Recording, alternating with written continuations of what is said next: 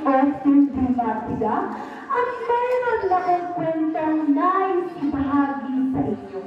Ang aking kwento ang alamat ng matapang na loko.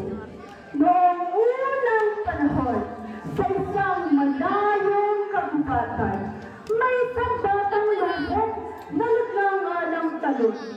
Hindi siya tulad ng ibang mga lobo sa kanyang tribo. Mabait siya, mahiyain, at palaging nag-iingat. Ngunit sa kapila ng kanyang pag-iingat, palaging nananapit silang maging matapang at ipakita ang kanyang kakayahan sa buong kagubatan.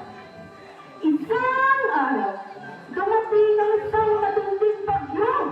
Ang hangin ay malakas, ang ulan ay malakas, at maraming hayop sa kagubatan. Ang maligayang o natakot. Ang mga mas matapang na lobo ay nagtatago sa mga kweta at hindi lumalabas. Ngunit, naramdaman ng Talon na may dapat siyang gawin. Hindi ko mayang pabayaan ang iba. Walang niya sa sarili. Kailangan kong tulungan sila.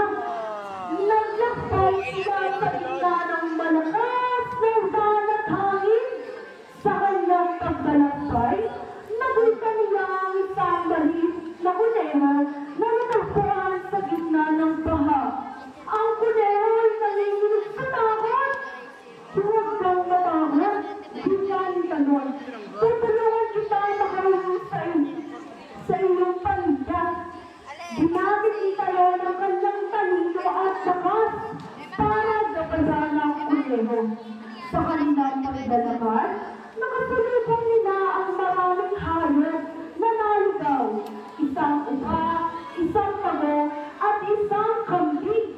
Sa bawat hambang, pinapaalala nila sa kanila na pagmatakot at manggana sa kanilang kakayahan. Pagkatapos ng ilang oras ng paglalakbay, narating sila sa litas na lugar sa kagubatan. Ang lahat ng hayop ay nagpapasalamat kay Talon at nakilala sila bilang matapang na bayani.